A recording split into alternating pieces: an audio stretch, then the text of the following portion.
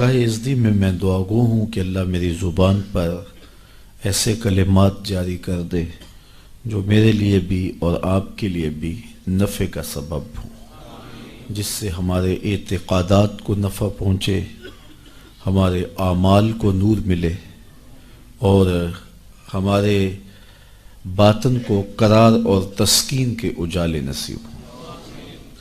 حضور کا ذکر کرنے اور سننے کے لیے ہم جمع ہوئے ہیں، اور یقیناً ہمارا اس مقصد کے لیے جمع ہونا اللہ اور اس کے رسول کی بارگاہ میں امید ہے کہ قبول ہوگا، چونکہ ایسی مجالس، ایسی محافل، ایسی خوبصورت مجالس نور بارگاہ ازدی میں مستجاب ہوتی۔ میں آپ کو ایک مجلس میں پہلے لیے چلتا ہوں جس کو منعقد ہونے کے لیے مسجد نبوی کا صحن میسر آیا، اور آج تو ہم جھولی پھیلا کے عرض کرتے ہیں، سنا ہے آپ ہر عاشق کے گھر تشریف لاتے ہیں، ہمارے گھر میں بھی ہو جائے چراغاں یا رسول اللہ۔ لیکن یہ وہ مجلس تھی کہ جس میں ایسا چراغاں ہوا کہ دنیا نے دیکھا۔ مجلس صحابہ بپا تھی، حضور حجرہ انور میں موجود تھے۔ صحابہ گفتگو اس عنوان سے کر رہے تھے کہ ہمیں حضور کی صورت میں انعام خداوندی ملا۔ یار جلسہ اچھا ہو جائے اور کوئی خطیب اچھا بیان کرے اور کوئی نعت پڑھنے والا خوبصورت انداز میں ثناخوانی کرے تو مہینوں تک اس کے تذکرے چلتے ہیں کہ یار ہمیں اچھا خطیب مل گیا، ہمارے جلسے کی کیسی رونق لگی، ہمیں اچھا نعت خواں مل گیا کہ کیسا رنگ بنا۔ تو پھر وہ کیوں نہ فخر کرتے ہوں گے جنہیں حضور ملے، ان کا عنوان کیوں نہیں یہ ہوگا اور ان کی گفتگو کا یہ موضوع کیوں نہیں ہوگا؟ تو خیر وہ اس عنوان سے گفتگو کر رہے تھے کہ حضور بھی تشریف فرما ہوئے، اور آپ نے آ کے صحابہ سے پوچھا، سنن نسائی کے لفظ پڑھ رہا ہوں، ویسے صحیح مسلم میں بھی یہ روایت موجود ہے، فرمایا ما اجلسکم، صحابہ تمہیں کس چیز نے بٹھایا ہے، کیوں بیٹھے ہو، تمہارے بیٹھنے کا مقصد کیا ہے، یہ جلسہ کیسا ہے؟ سادہ لفظوں میں اس کا یہ ترجمہ بھی کیا جا سکتا ہے ما اجلسکم، یہ جلسہ کیسا ہے؟ تو حضور علیہ السلام نے جب یہ ارشاد کیا تو انہوں نے جو جواب دیا وہ سنیے، ایک ایک لفظ پہ غور کیجئے۔ انہوں نے کہا جلسنا نذکر اللہ ونحمدہ علی ما ہدانا لدینہ ومن علینا بک۔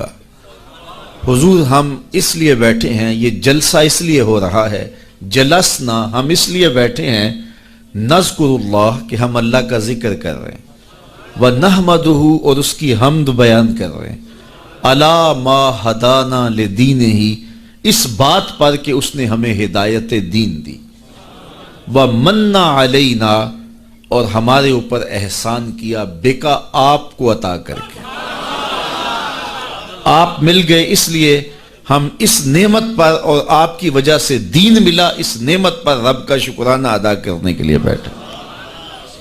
اگر حضرت حسان بن ثابت رضی اللہ تعالی عنہ کی الگ سے بولی سننا چاہو تو ان کے لفظوں کی ترتیب یہ ہے، منا علینا ربنا اذ بعث فینا محمد صلی اللہ علیہ وسلم، ہمارے رب نے ہمارے اوپر احسان کیا کہ ہمیں محمد عربی عطا کر دیا۔ شاید اسی کا ترجمہ کسی نے کیا، فضل رب العلا اور کیا چاہیے، مل گئے مصطفیٰ اور کیا چاہیے۔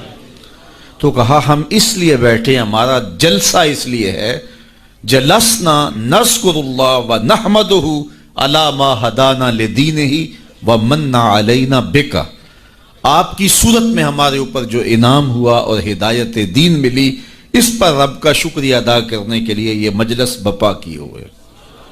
یہ صحابہ نے جواباً عرض کیا، بات تو سادہ سی تھی، کوئی آپ سے پوچھے کیوں بیٹھے ہو تو آپ کہیں گے محفل میلاد میں بات ختم ہو جائے گی۔ حضور نے صحابہ سے پوچھا قسم دے سکتے ہو اسی لیے بیٹھے ہو؟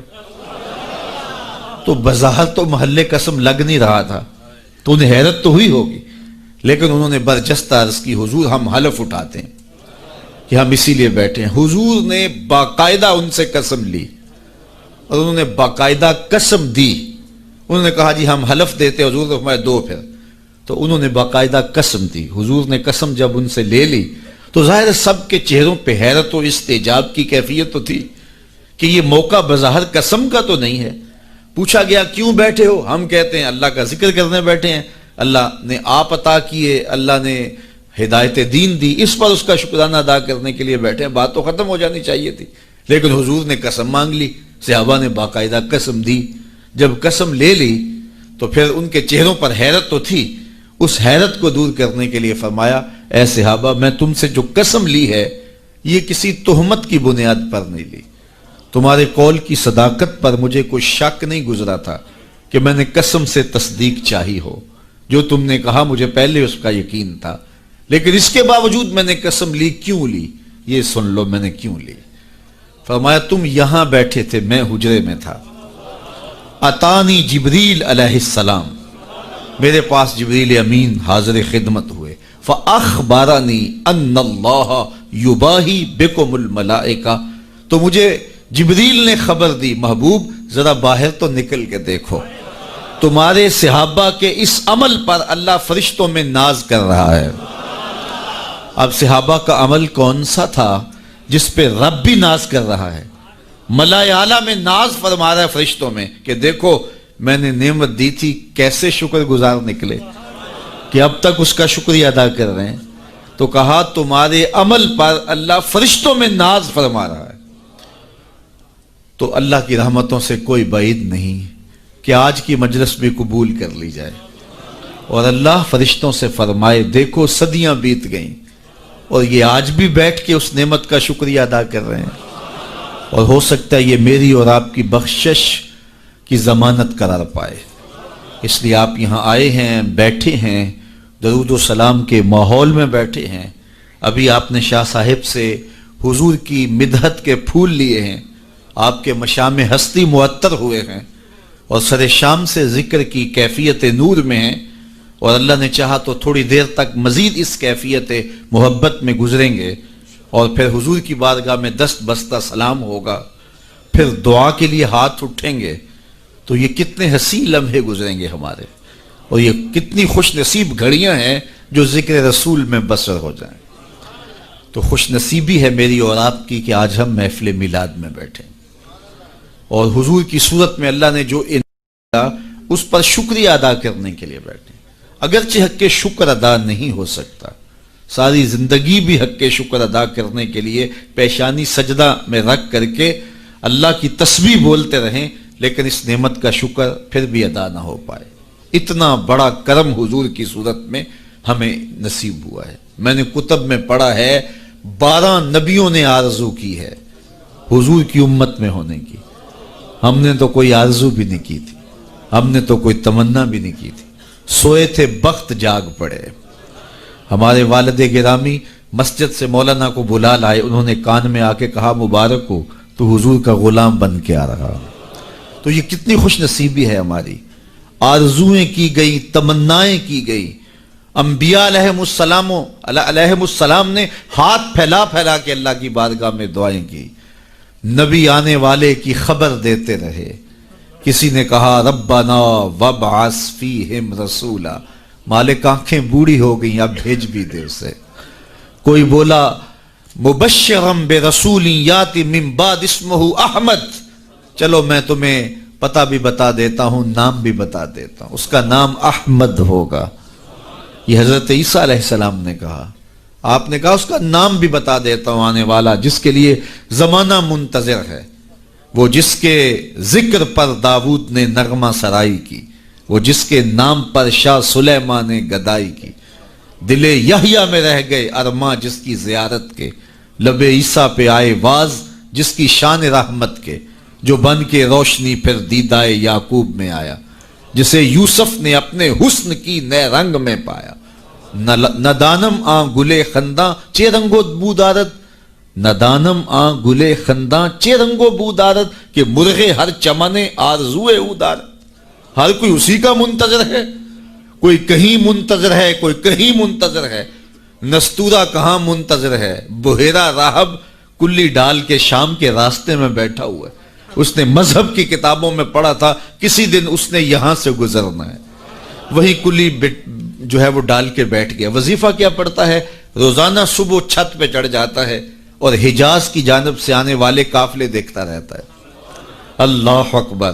اور شام کو جب اندھیرے گہرے ہو جاتے ہیں اور کلی کے اندر آ کے سو جاتا ہے، یہی وظیفہ کرتا ہے۔ شب ہجر کی سختیاں کوئی اس سے جا کے پوچھے، شب ہجر کی سختیاں کوئی اس سے جا کے پوچھے، تیری راہ تکتے تکتے جسے صبح ہو گئی ہے۔ تو شام سویرے اسی کا، اس کا وظیفہ یہی ہے۔ پھر ایک دن وہ مقصود بھی آ گیا، اللہ اکبر۔ اس نے پہچانا کیسے کہ اس قافلے میں وہ ہیں۔ مشکات اٹھائیے اور کتب حدیث اٹھائیے، تاریخ کی کتب اٹھائیے، سیر کی کتب اٹھائیے۔ اس نے دیکھا کہ دائیں بائیں کے اشجار سجدہ ریز ہو رہے ہیں، تو وہ آج نیچے اتر آیا۔ تو اس کے جو ماننے والے تھے ان کو بڑی حیرت ہوئی، یہ تو شام سے پہلے نیچے نہیں اترتے، آج وظیفہ جلدی پورا کیسے ہو گیا؟ تو انہوں نے کہا جناب، کہا جلدی آج کھانا تیار کرو، یہ جو لشکر آ رہا ہے، یہ جو قافلہ آ رہا ہے، اس قافلے کی ہم نے دعوت کرنی ہے۔ اللہ اکبر۔ کھانا پکنے لگ گیا، اتنے میں قافلہ بھی آ پہنچا۔ تو قافلے والوں کو کہا گیا آج دوپہر کا کھانا آپ کا ہمارے پاس ہوگا۔ یہ قافلہ پہلے بھی یہاں سے گزرتا تھا، عرب تاجر جب شام جاتے تھے تو یہیں سے گزر کے جاتے تھے، اور اس کی کلی یہاں موجود تھی، اور یہ یہاں کبھی رکتے بھی تھے، لیکن کبھی اس نے پوچھا بھی نہیں تھا، التفات بھی نہیں کیا تھا۔ آج پہلا موقع ہے کہ کہا آج تمہاری دعوت ہے۔ انہیں بڑی حیرت بھی ہوئی اور خوشی بھی ہوئی۔ مسافر کو کھانا مل جائے تو پھر وہ تو بہت خوش ہوتا ہے، تو اسے خوشی بھی انہیں ہوئی اور پھر حیرت بھی ہوئی کہ یہ پہلے کبھی پوچھتا بھی نہیں تھا، آج کیا خاص وجہ ہے کہ ہماری دعوت کی جا رہی ہے۔ خیر، کہا ٹھیک ہے۔ جب کھانا تیار ہو گیا تو کہا آ جاؤ۔ تو ایک بہت بڑا درخت تھا اس کے کنیسہ کے ساتھ، جس کا بڑا گھنا سایہ تھا، سارے وہاں آ کے بیٹھ گئے۔ حضور علیہ السلام بھی چونکہ ساتھ تھے، اور حضور کو سامان کے پاس چھوڑ آئے، اور یہ آیا اور جس طرح کوئی چیز ڈھونڈتا ہے تو کہتا تمہارا کوئی شخص تو نہیں رہ گیا؟ کہا نہیں، سارے آ گئے ہیں۔ کہا نہیں کوئی؟ کہا ہاں، ایک نوجوان ہے، نو عمر ہے، اس کو ہم اپنے سامان کے پاس چھوڑ کے آئے ہیں۔ اللہ اکبر۔ میرے والد گرامی یہاں ایک جملہ کہا کرتے تھے، مجھے یاد آ گیا، فرمایا کرتے تھے کہ اس نے کہا کیسی بارات ہے جو دولہے کو چھوڑ آئی ہے؟ تمہیں کون پوچھتا تھا؟ تم پہلے بھی تو گزرتے تھے، کبھی ہم نے پوچھا تھا؟ یہ ایسی بارات ہے جو دولہے کو چھوڑ آئی ہے، تمہیں کون پوچھے گا؟ تو حضور علیہ السلام کو جب لے کر کے آئے تو ظاہر ہے جتنا بھی درخت کا سایہ تھا اس میں لوگ براجمان تھے، بیٹھے ہوئے تھے، تو حضور آ کے دھوپ میں بیٹھ گئے، تو درخت نے الٹ کے سایہ حضور پہ کر دیا۔ اللہ، بادل بھی سایہ کرتے تھے، درخت بھی سایہ کرتے تھے۔ تو پھر اس نے حضور کا ہاتھ پکڑ کے کہا ھذا سید العالمین، ھذا سید المرسلین۔ تو دنیا انتظار کرتی رہی، بحیرہ راہب انتظار کرتا رہا، نستورہ انتظار کرتا رہا، تبہ ہمیری انتظار کرتا رہا، نبی انتظار کرتے رہے۔ حضرت عیسیٰ اپنی قوم کو بٹھا کے حضور علیہ السلام کی مدح و ستائش سنا رہے ہیں۔ انجیل برنباس میں آج بھی یہ لفظ موجود ہیں، اگرچہ بہت ساری تحریف راپ آ گئی ان کتابوں میں، لیکن کچھ نشانات تو آج بھی ہیں۔ تو وہاں لکھا ہے کہ حضرت عیسیٰ نے جب کہا کہ لوگوں میرے بعد اب وہی آئے گا، تو ایک حواری اٹھا، اس نے کہا کہ حضرت جس کے قصیدے آپ بھی پڑھ رہے ہیں، کیا وہ آپ سے بھی افضل ہوگا؟ ہر امتی کا خیال تو یہی ہوتا ہے نا کہ میرے نبی سے افضل کون ہو سکتا ہے، مرید بھی یہ سوچتا ہے کہ میرے پیر سے افضل کون، حقیقت ہو یا نہ ہو لیکن سوچنے کا انداز یہی ہے۔ ہر شاگرد سوچتا ہے میرے استاد سے بہتر کون ہے، ہر بیٹا سوچتا ہے میرے باپ سے بہتر کون ہے، ہر جو ہے وہ کارکن کہتا ہے میرے لیڈر سے بہتر کون ہے۔ یہ آج کل جو سیاسی کارکن ہیں اپنے لیڈروں کے بارے میں کتنے پر امید ہیں اور کتنی ان کی محبتیں ہیں، تو ظاہر ہے وہ لیڈر مانتے ہیں تو محبتیں ہیں۔ اور ہر امتی اپنے نبی کے بارے میں سوچتا ہے کہ میرے نبی سے بہتر کون ہو سکتا ہے۔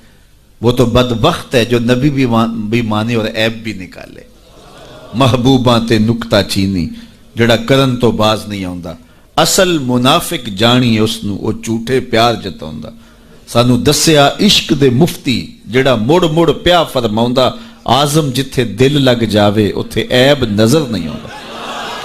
ہو بھی تو نظر نہیں آتا، ہو بھی تو نظر نہیں آتا، اور جہاں ہو ہی نہ، جہاں عیب ہو ہی نہ، وہ کمال حسن حضور ہے کہ گمان نقص جہاں ہے۔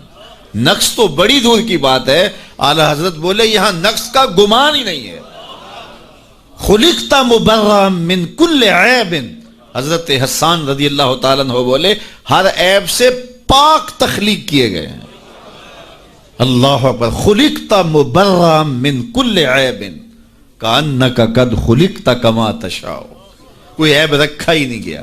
میں کہتا ہوں محبوب میں عیب ہو بھی تو دکھائی نہیں دیتا، اور جہاں ہو ہی نہ۔ رومی علیہ رحمہ، جن کو اقبال نے بھی اپنا مرشد مانا ہے، تمثیل کے انداز میں بات کرنے کا فن رکھتے ہیں۔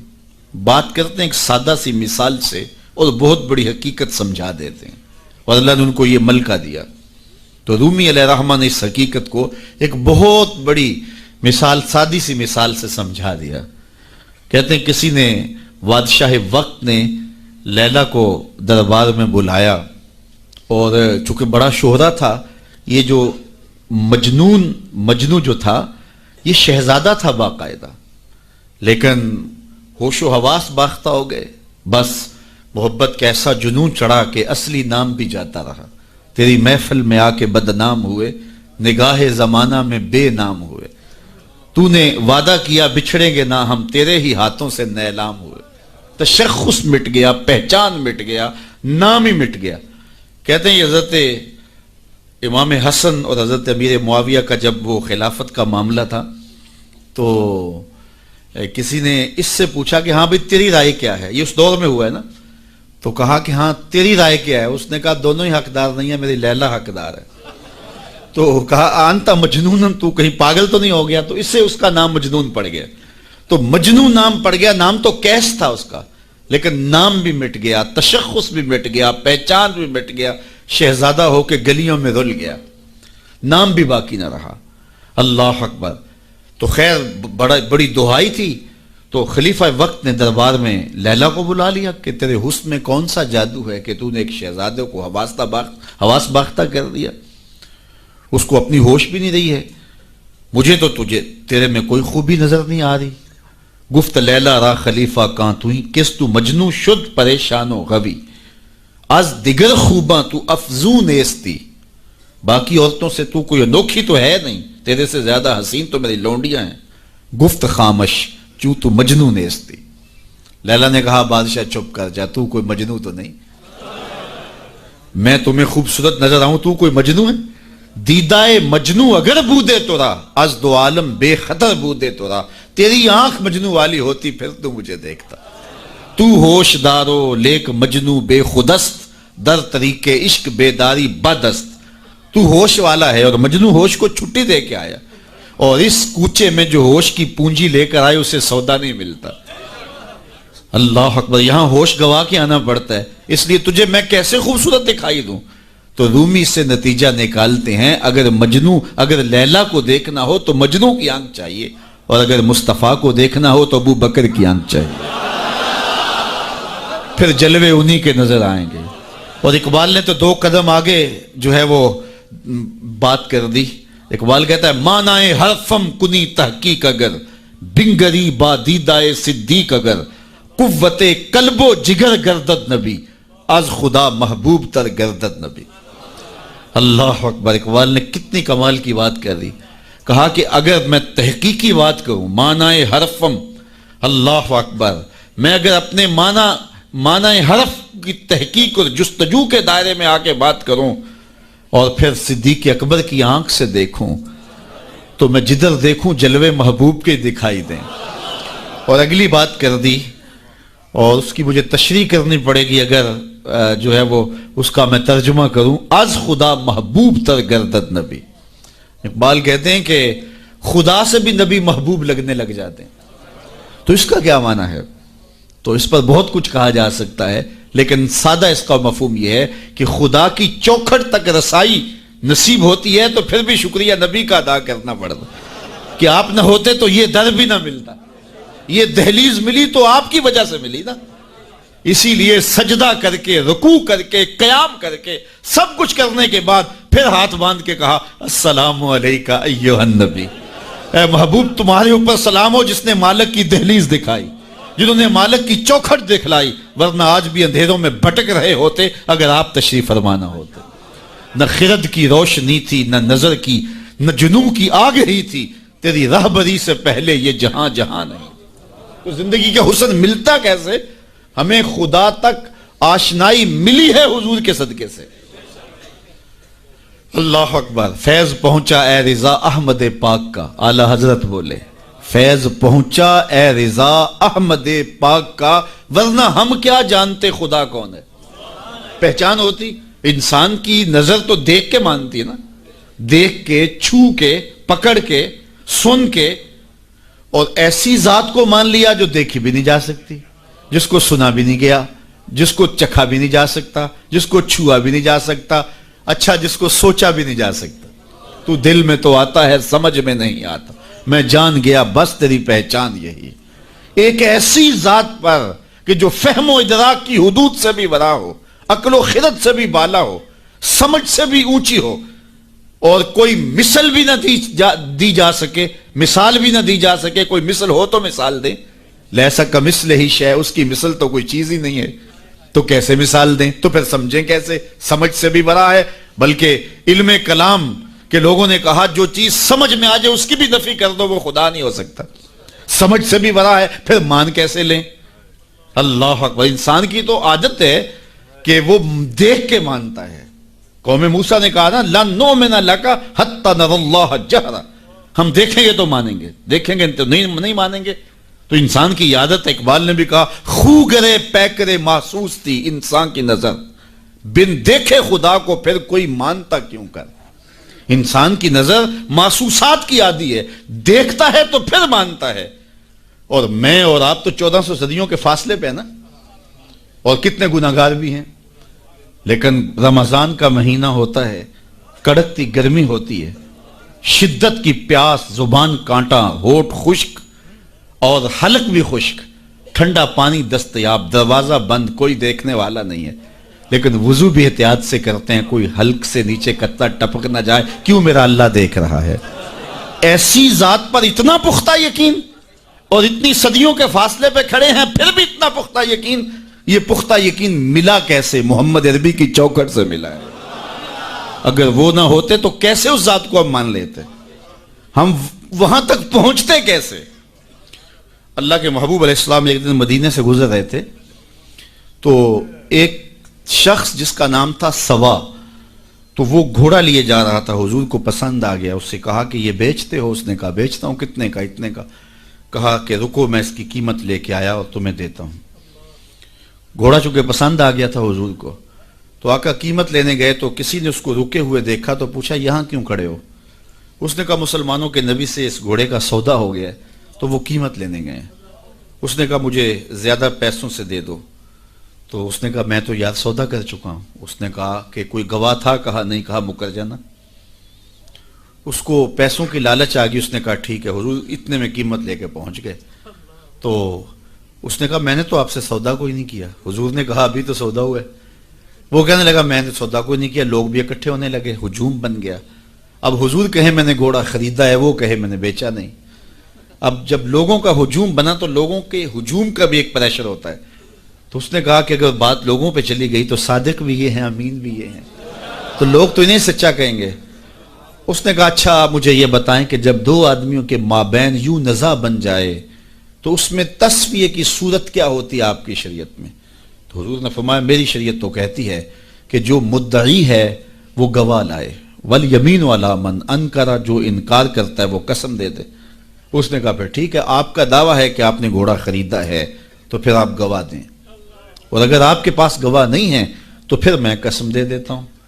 جھوٹ اس نے پہلے بول لیا تھا، قسم دینا اس کے لیے مشکل نہیں تھا، اس کو یہ بھی پتا تھا گواہ کوئی نہیں۔ تو اس نے کہا جناب آپ گواہ لے آئیں، آپ گواہ پیش کر دیں تو میں گھوڑا دے دیتا ہوں جس قیمت پہ آپ بتا رہے ہیں، اور اگر آپ کے پاس گواہ نہیں ہے تو پھر میں قسم دے دیتا ہوں۔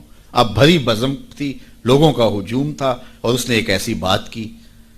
قبل اس سے کہ کچھ دیر گزرتی حضرت حذیفہ رضی اللہ تعالی عنہ، حذیفہ بن یمان الانصاری رضی اللہ تعالی عنہ آگے بڑھے اور کہا کہ گواہی مانگتا ہے؟ اس نے کہا جی میں گواہی مانگتا ہوں. تو کہا میں گواہی دیتا ہوں، جتنے میں حضور نے بتایا اتنے میں سودا ہوا ہے اور حضور نے گھوڑا خریدا ہے. اس نے کہا جی ٹھیک ہے، مجھے پیسے مل گئے اور ٹھیک ہے، میرا مطالبہ پورا ہو گیا. گواہی چاہیے تھی، درکار تھی گواہی مل گئی. تو اس نے گھوڑا دے دیا اور قیمت اس نے لے لی. قیمت اس نے اپنی مرضی کی گھوڑے کے مطابق ہی لی تھی، وہ تو زیادہ پیسوں کے لالچ میں مکرا تھا. تو خیر اس کو راستہ نکلنے کا مل گیا. تو اس نے کہا جی ٹھیک ہے جی، گھوڑا اس نے حضور کو دے دیا اور قیمت اس نے خود لے لی. تو حضور علیہ الصلوۃ والسلام جب چلنے لگے، لوگ ہٹنے لگے، تو حضور نے حضرت حذیفہ رضی اللہ تعالیٰ عنہ کو اشارے سے قریب کیا اور کہا کہ تم نے گواہی دی، تم تو موقع پہ موجود ہی نہیں تھے، تو تم نے گواہی کیسے دی؟ تو حضرت حذیفہ رضی اللہ تعالیٰ عنہ نے کہا حضور گھوڑا کیا ہے، آپ کے کہنے پہ تو ہم نے رب کی گواہی دے دی. ہم نے رب کو دیکھا تھا، آپ نے کہا نہ ہے تو ہم نے مان لیا، تو یہ گھوڑا کیا ہوتا ہے؟ تو حضور نے آپ حضرت حذیفہ کا ہاتھ پکڑ کے فضا میں بلند کیا اور لوگوں کو کہا جانے والوں رک جاؤ.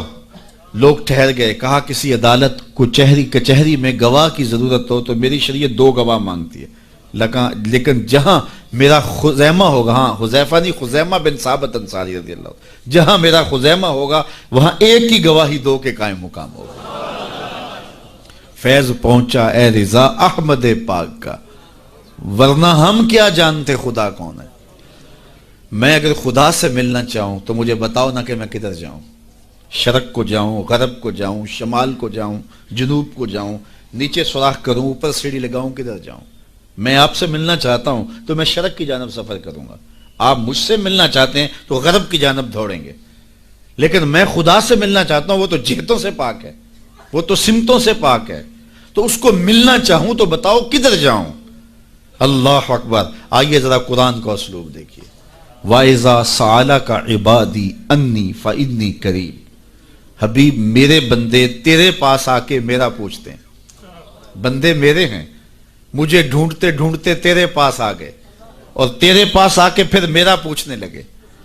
فَإِنِّي قَرِيبٌ. ان آنے والوں کو بتلا دیجئے کہ میں دور نہیں ہوں، نیڑے ہی ہوں.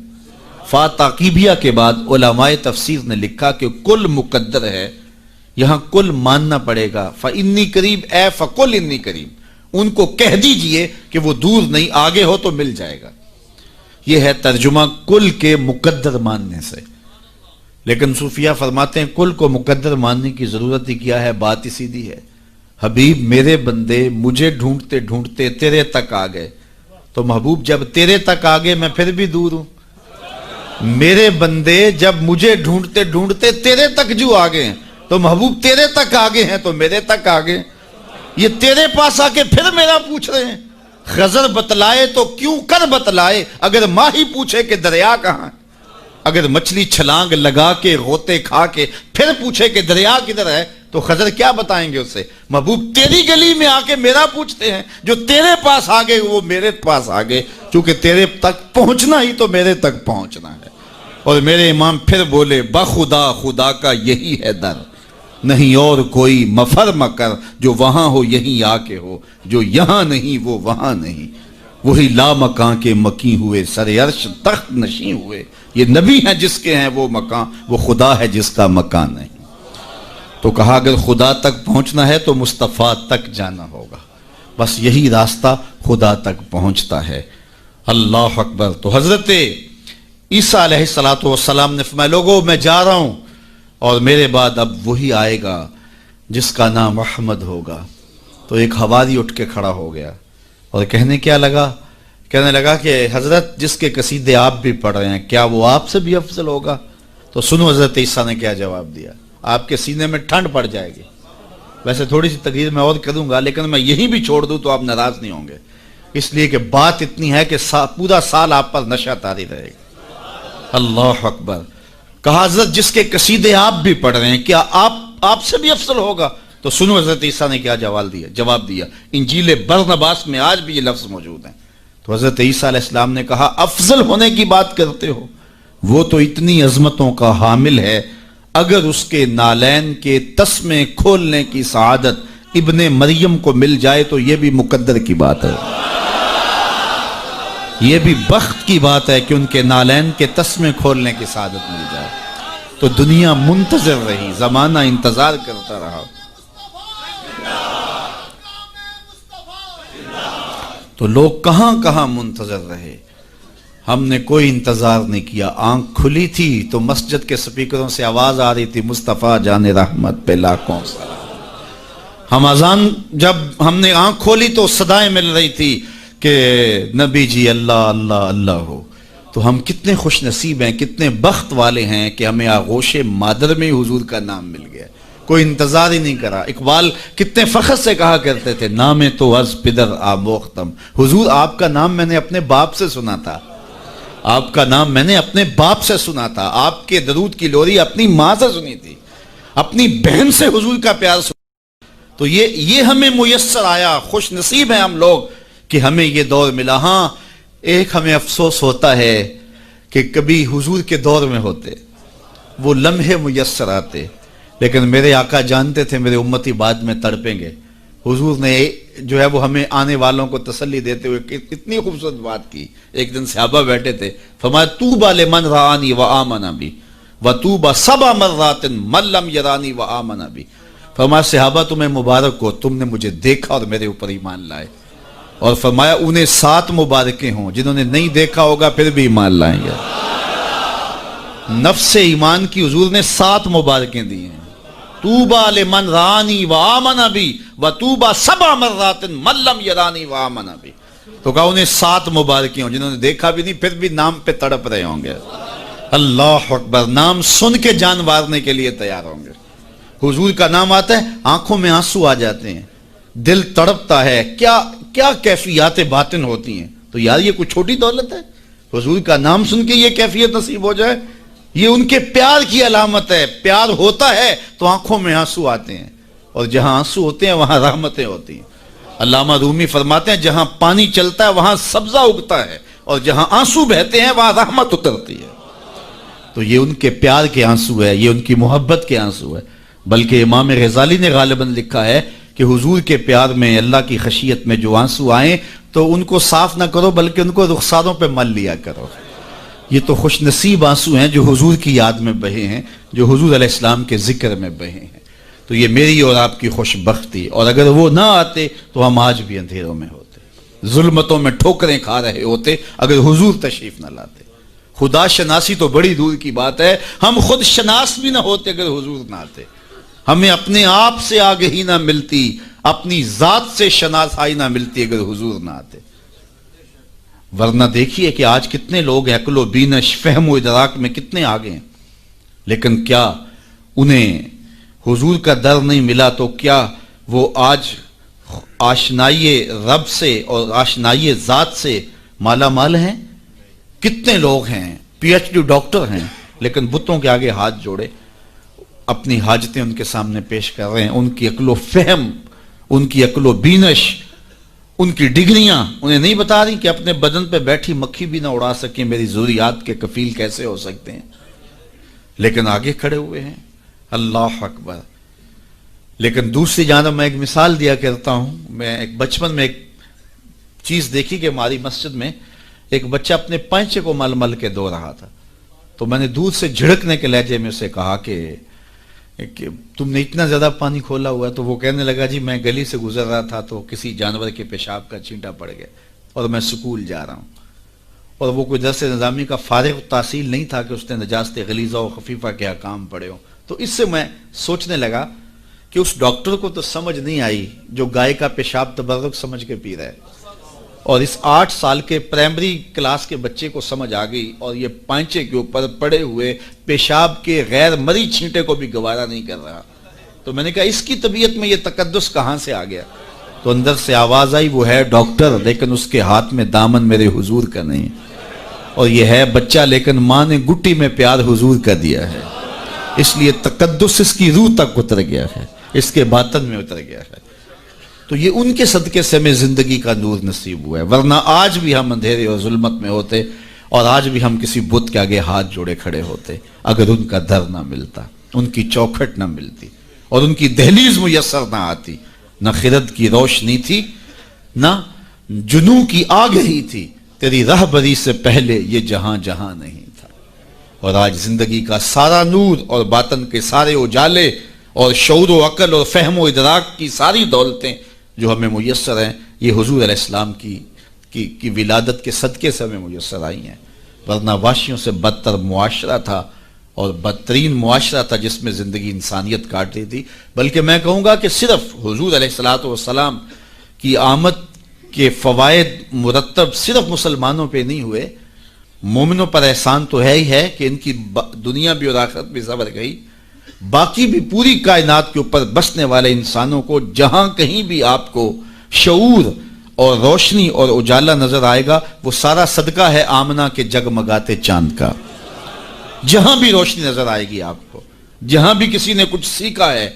آج ہم اگرچہ کچھ معاملات میں کچھ قوموں سے پیچھے رہ گئے اور وہ بہت آگے جا چکے ہیں، لیکن انہوں نے یہ نور اٹھایا کہاں سے ہے، یہ روشنی لی کہاں سے ہے؟ اگر معاشرتوں کی روشنیاں ہیں، اگر عدل و انصاف کے نور پھیلے ہیں معاشرے میں اور مختلف قوموں کے اندر، تو وہ سارے کے سارے اسی دہلیز سے لیے گئے ہیں اور اسی چوکھٹ سے اٹھائے گئے ہیں۔ تو ہمیں بھی اسی دہلیز پہ آ جانا چاہیے اور اپنی زندگی کو حضور علیہ السلام کے طریقہ کے نور کے مطابق ڈھال لینا چاہیے۔ ہمیں تو کسی اور در پہ جانے کی ضرورت نہیں ہے، ہمیں تو کسی دہلیز پہ ماتھا ٹیکنے کی ضرورت نہیں ہے، ہمیں تو مکمل اسوہ اور مکمل نمونہ زندگی دیا گیا حضور کی ذات کی صورت کے اندر۔ اس لیے ہم اپنی گھریلو زندگی سے لے کر کے اپنے سیاسی امور تک اسی دہلیز سے لے کر کے اپنی زندگی کو جنت بنا سکتے ہیں اور اپنی آخرت بھی بہتر کر سکتے ہیں۔ دوسرے لوگوں نے حضور علیہ السلام کے اصول و ضوابط، حضور کے دیے ہوئے جو ہے وہ نظام زندگی سے روشنی لے کر کے اپنی دنیاوی زندگی کو تو جنت بنا لیا، لیکن حضور علیہ السلام سے باطنی تعلق قائم نہ کر سکے اور اپنی آخرت جو ہے وہ روشن نہ کر سکے۔ اور ہمارا تو حضور سے باطن کا ربط ہے، حضور سے دل کا تعلق ہے، اس لیے ہم اپنی آخرت بھی سنوار سکتے ہیں اور ہم اپنی دنیا بھی سنوار سکتے ہیں، شرط یہ ہے کہ ہم حضور کے ہو جائیں۔ پھر ہمیں عزت بھی ملے گی، ہمیں سرخروئی بھی ملے گی، تخت و تاج بھی ہمارے رب کا وعدہ ہے، وَأَنْتُمُ الْأَعْلَوْنَ إِن كُنتُم مُؤْمِنِينَ۔ تم مومن بن کے دکھاؤ، ساری عزتیں تمہارے قدموں پہ رکھیں گے۔ بن کے تو دکھاؤ نا۔ یہ کافر لگتے کیا ہیں؟ کافر لگتے کیا ہیں؟ اگر انہیں دنیاوی عزتیں دی گئی ہیں تو انہوں نے اصول و ضوابط اختیار کیے ہیں۔ اقبال نے وہ جب شکوے کی زبان کھولی تو اس میں کہا نا کہ کافر کو دیے حور و قصور اور مومن کے لیے فقط وعدہ حور، تو اس کے جواب میں کہا تم میں کوئی حوروں کا چاہنے والا ہی نہیں، جلوائے طور تو موجود ہے کوئی موسیٰ ہی نہیں۔ کوئی ہو تو صحیح اور کوئی مانگنے والا تو ہو، تو اس کو ہم کیوں نہیں دیتے؟ ہم تو مائل بکرم ہیں، کوئی سائل ہی نہیں، راہ دکھلائیں کسے راہ رو منزل ہی نہیں، جلوائے طور تو موجود ہے کوئی موسیٰ ہی نہیں۔ تو وہ آج بھی وہ انوار برسنے کے لیے جو ہے وہ آمادہ ہیں، لیکن اس دہلیز پہ آ جائیں۔ ہم نے اپنے آقا و مولا کے ساتھ اپنا باطنی تعلق تو قائم کیا ہے، لیکن ہماری زندگی کی ترجیحات کچھ اور ہو گئیں، اور جس کے نتیجے کے اندر آج ہم دنیا سے جو ہے وہ کٹ گئے اور آج رسوائیوں اور ذلتوں میں اپنی زندگی بسر کر رہے ہیں۔ اقبال علیہ رحمہ نے جب شکوے کا لہجہ اختیار کیا تو فتویٰ بھی متوجہ ہوا اور بہت سخت لہجہ تھا، لیکن جواب آتے ہی سارا نشہ اتر جاتا ہے۔ جب وہ شکوہ کرتے ہیں تو اس میں کرتے ہیں کہ تیرے کعبے کو جبینوں سے بسایا ہم نے، نوع انسانی کو غلامی سے چھڑایا ہم نے، صفائے دہر سے باطل کو مٹایا ہم نے، تیرے قرآن کو سینوں سے لگایا ہم نے، پھر بھی ہم سے گلہ ہے کہ وفادار نہیں، ہم وفادار نہیں تو بھی تو دلدار نہیں۔ تو بڑا تلخ لہجہ ہے، لیکن اب اس کا جب جواب آتا ہے تو سارا نشہ اترتا ہے۔ لفظ وہی ہیں، صرف صیغہ بدلتا ہے، لفظ وہی رہتے ہیں، صرف صیغہ تبدیل ہو جاتا ہے۔ اب جواب کیا آ رہا ہے؟ پہلے تو یہ تھا کہ صفائے دہر سے باطل کو مٹایا ہم نے، نوع انسانی کو غلامی سے چھڑایا ہم نے۔ اب ادھر سے آواز آ رہی ہے، صفائے دہر سے باطل کو مٹایا کس نے، نوع انسانی کو غلامی سے چھڑایا کس نے؟ میرے کعبے کو جبینوں سے بسایا کس نے؟ میرے قرآن کو سینوں سے لگایا کس نے؟ تھے تو آبا وہ تمہارے ہی، مگر تم کیا ہو؟ ہاتھ پہ ہاتھ دھرے منتظر فردا ہو، ہر کوئی مستے مئے ذوق تن آسانی ہے، تم مسلمان ہو یہ انداز مسلمانی ہے، حیدری فقر ہے نئے دولت عثمانی ہے، تم کو اسلاف سے کیا نسبت روحانی ہے، وہ معزز تھے زمانے میں مسلمان ہو کر، تم خار ہوئے تارک قرآن ہو کر۔ ہماری پستی، ہماری ذلت، ہماری رسوائی اس نظام زندگی کو چھوڑ دینے سے ہے۔ ہم اپنے آپ پہ غور کریں، اپنی زندگی پہ غور کریں، ہم کہاں کھڑے ہوئے ہیں۔ یہ بات تو ہمیں کہی گئی تھی نا کہ جو الطہور نصف الایمان، صفائی آدھا ایمان ہے، لیکن یہ ان لوگوں نے اپنا لیا کہ جن کے مذہب میں نہانا اور غسل کرنا روا نہیں تھا۔ آپ جو ہے وہ فرانس کی خوشبوئیں پوری دنیا کے اوپر مشہور جانتے ہیں، کبھی اس کا پس منظر بھی جو ہے وہ معلوم کیا کہ کیا ہے؟ کیونکہ یہ غسل نہیں کرتے تھے اور بدن سے اتنی بدبوئیں اٹھتی تھی کہ ان پر جو ہے خوشبو اس پر غالب کرنے کے لیے طرح طرح کی خوشبوئیں یہاں آئیں، تاکہ جو ہے وہ بدبو سے لوگ ناک پہ جو لوگ ملنے آتے وہ ناک پہ ہاتھ رکھ لیتے۔ ان کے بادشاہوں کے جسموں سے بدبو آیا کرتی تھی، ان کے ہاں نہانا نہیں تھا۔ یہ تو مسلمانوں نے آ کے سکھایا، اور جب اندلس انہوں نے فتح کیا تو اس وقت جو وہاں واشروم انہوں نے بنائے تھے مسلمان، سب سے پہلے انہوں نے غالب آ کے ان کو توڑا اور پھر اسی روش میں چلے گئے۔ پھر آہستہ آہستہ انہوں نے سوچا کہ یار دیکھو تو صحیح، اور آج صفائی پسند وہ ہو گئے، آج گلیاں ان کی صاف ہیں، آج بازار ان کے صاف ہیں، آج ملک انہوں نے ایسے بنا کے رکھے ہیں جیسے ایک سگڑ بی بی اپنا گھر سنوار کے رکھتی ہے، اور ہمارے گلی کے اندر ہم کچرا پھینک کے گھر چلے جاتے ہیں۔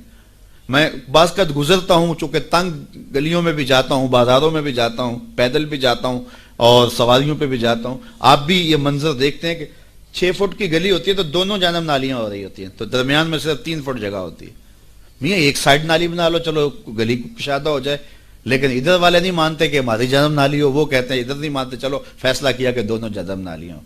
جب قوم کا مزاج یہ ہوگا تو کیا قوم ترقی کرے گی جو اتنی قربانی بھی نہیں دے سکتی؟ تو اب گندگی کے ڈھیر جگہ جگہ پڑے ہوئے ہیں۔ حکومت کو چھوڑیں آپ، حکومت کی ترجیحات، حکومت کی دلچسپیاں، ان کے معاملے، وہ تو جو کرتے ہیں، جو فریضہ ہمارا تھا ہم نے وہ نبھایا، ہم نے اس فریضے کو پورا کیا۔ تو ہم اپنے رویوں پہ غور کریں، ہمارے آقا نے ہمیں کتنا ستھرا دین دیا تھا، کتنا پیارا دین دیا تھا۔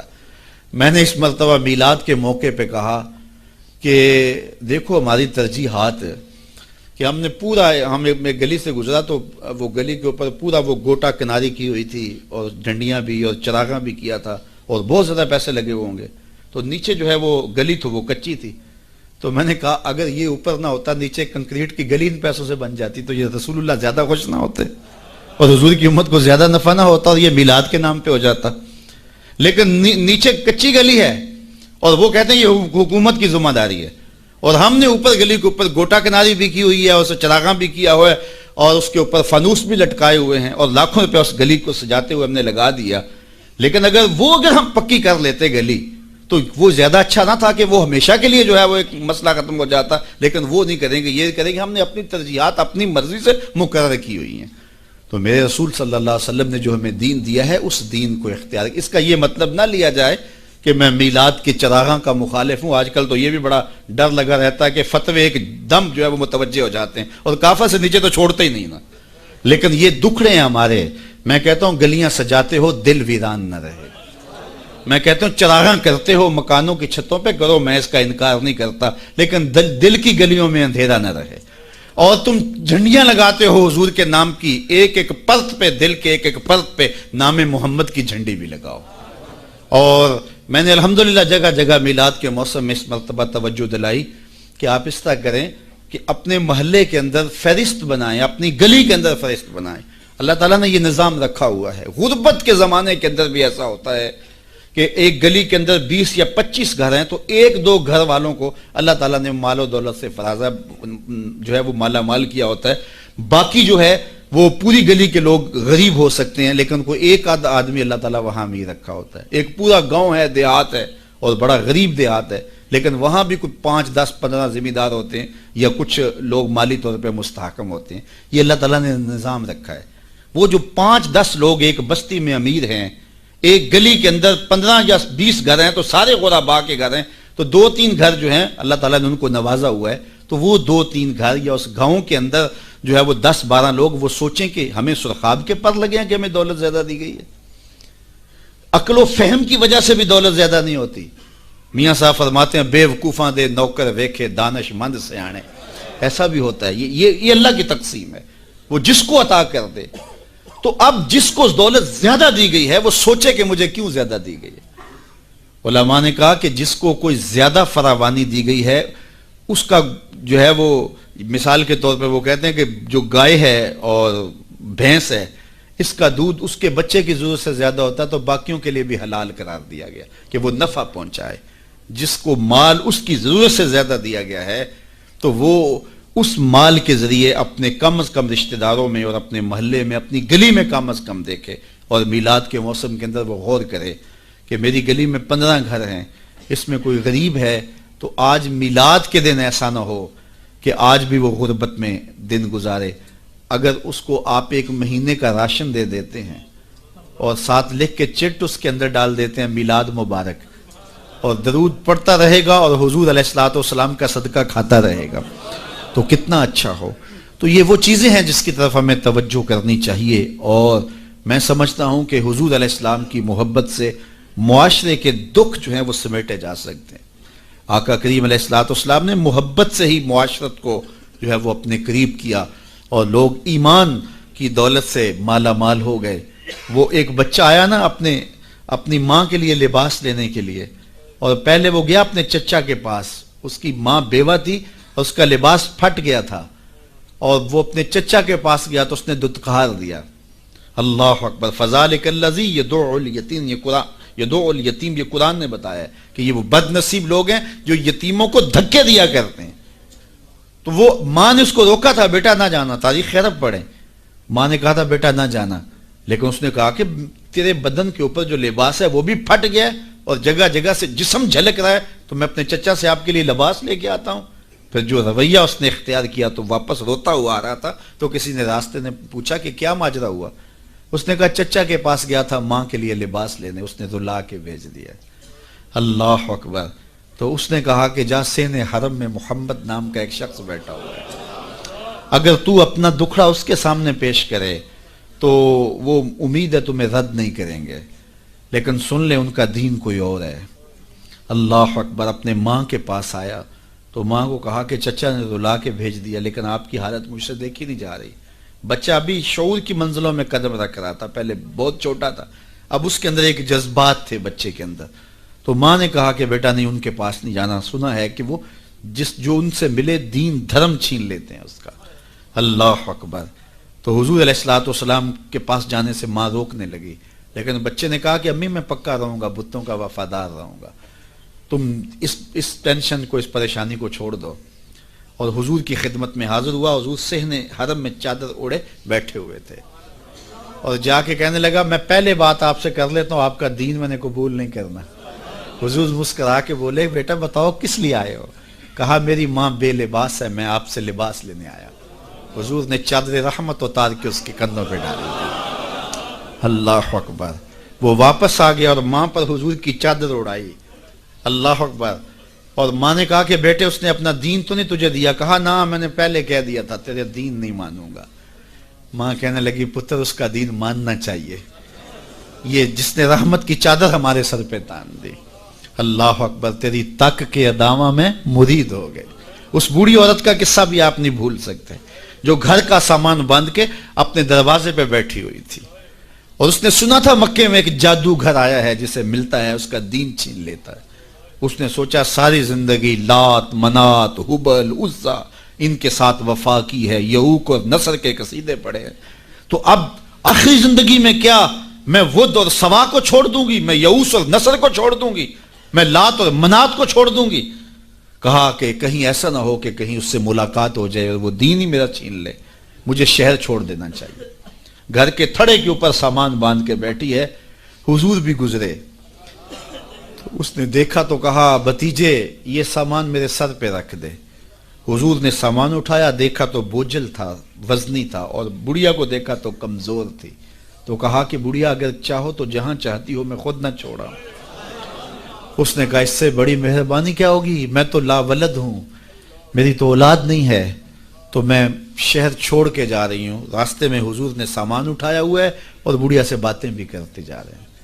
تو بڑھیا کو کہا کیوں جا رہی ہے؟ اس نے کہا کہ سنا ہے یہاں ایک جادوگر ہے جو لوگوں کا دھرم لوٹ لیتا ہے, لوگوں کا دین لوٹ لیتا ہے. میں نے ساری زندگی بتوں سے وفا کی ہے, میرے آبا و اجداد نے بتوں سے وفا کی ہے, میں چاہتی ہوں دین اجداد ہاتھ سے چھوٹ نہ جائیں.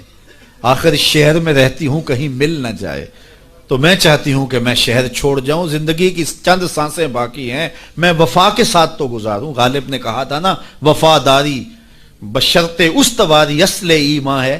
اس پہ اختلاف بھی کیا جا سکتا ہے. مرے کعبے میں تو بت خانے میں گاڑو برہمن کو. وہ کہتا ہے چاہے بت سے وفاداری ہو, وفاداری تو ہو. تو اس نے کہا میں تو وفاداری کرنا چاہتی ہوں اپنے بتوں سے, اور میں شہر چھوڑ کے مکہ جا رہا ہوں. جانتی ہوں ام القریٰ ہے, بستیوں کی ماں ہے. اس شہر کو شہر جمال کہتے ہیں, شہر خوباں ہے, لیکن میں اس شہر کو چھوڑ کے جا رہی ہوں. خیر حضور نے کچھ نہیں کہا, اس کا سامان نہیں پھینک دیا کہ ٹھیک ہے تم پھر جاؤ. سامان اس کا اٹھایا اور جہاں تک اس نے جانا تھا سامان پہنچایا. سامان سپرد کر کے واپس پلٹنے لگے. تو اس نے کہا بچے اپنا نام تو بتا دے, لوگ کہیں گے کہ مکہ چھوڑ آئی ہو تو بتاؤں گی ایک جادوگر کے دکھ سے چھوڑ آئی ہوں. تو وہ کتنا برا بھلا کہیں گے شہر مکہ کو کہ جس مکہ سے لوگ نقل مکانی کرنے پہ مجبور ہو گئے. تو میں انہیں یہ بھی بتاؤں گی کہ جس مکے میں جادوگر رہتا ہے اتنا اچھا نوجوان بھی رہتا ہے, تو تیرا نام لیا کروں گی, تیرے قصیدے پڑھا کروں گے. تو حضور علیہ السلام مسکرا پڑے, کہا بڑھیا جس جادوگر سے بھاگ کے آئی ہے وہ تیرے سامنے کھڑا ہے. اس نے کہا سچ سے آپ ہی محمد ہیں؟ حضور نے فرمایا نام میرا یہی ہے. تو اس نے کہا پھر آپ کا جادو میرے پہ چل گیا ہے. اللہ اکبر, تیری تک کے ادامہ میں مرید ہو گئی. لوگوں کی خدمت کریں, بوڑھوں کے کام آئیں, دکھیوں کے کام آئیں, مصیبت زدہ کے کام آئیں. حضور یتیم ہو کے یتیم پرور تھے, لاچاروں کی مدد کرتے, لوگوں کے گھروں میں پانی بھر کے دے دیتے, اور دکھیوں کے کام آ جاتے اور مصیبت زدوں کے کام آ جاتے. تو حضور سے پیار کرنے والوں, امت میں آپس میں حسد نہ پھیلاؤ, بغض نہ کرو, نفرتوں کے پہاڑ اکٹھے جو کھڑے نہ کرو, ایک دوسرے سے پیار کرو, جڑو, امت وحدہ بنے, اور اپنے ماحول کو, اپنی معاشرت کو ایک خوبصورت معاشرت کا رنگ دو, اور اپنی زندگی کو حضور کے نام کر دو. حضور کی محبت تو انسانوں کو جوڑتی ہے, حضور علیہ السلام کی محبت تو انسانوں کو یکجا کرتی ہے. جس طرح ایک باپ کے بیٹے ہوتے ہیں اور آپس میں پیار کرتے ہیں, اور ان کی سانج باپ ہوتا ہے, ساری امت کی سانج آمنہ کے لال ہیں. تو حضور کی وجہ سے ہم جڑے ہوئے ہیں, حضور کے نام پہ ہم اکٹھے ہوئے ہیں. تو اپنی زندگیوں کے اندر عملی تبدیلی پیدا کریں. آقا کریم کی اسوہ نور کو دیکھیں, کتنا میٹھا اسوہ تھا میرے حضور کا, کتنی میٹھی زندگی گزار کے گئے ہیں, کتنا پیارا دور حضور نے گزارا ہے, اور وہ ہمارے لیے مکمل, اکمل اور خوبصورت نمونہ ہے حضور کی حیات طیبہ. اللہ ہمیں حضور علیہ السلام کی حیات کا نور نصیب کرے, اور زندگی کے جو ایام ہمیں بچے, ہمیں میسر آئے ہیں, ان ایام میں یاد خدا میں ہماری زندگی گزرے.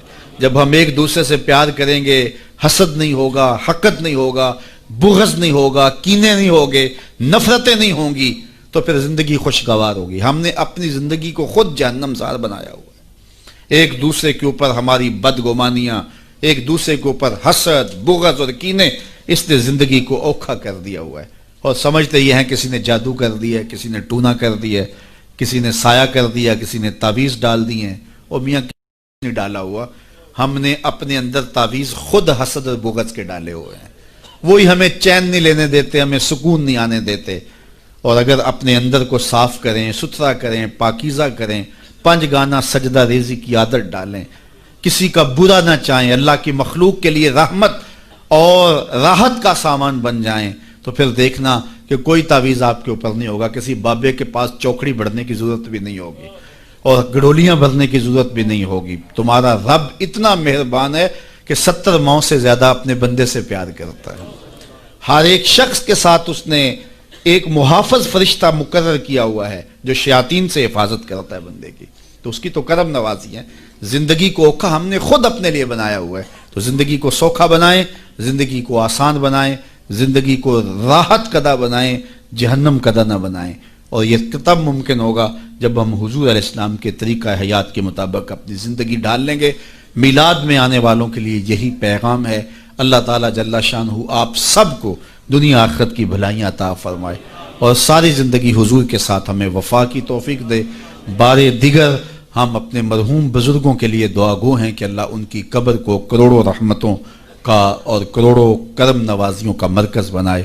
وآخر دعوانا ان الحمد للہ رب العالمین۔ کی محمد سے وفا تو نے تو ہم تیرے، یہ جہاں چیز ہے کیا لوح و قلم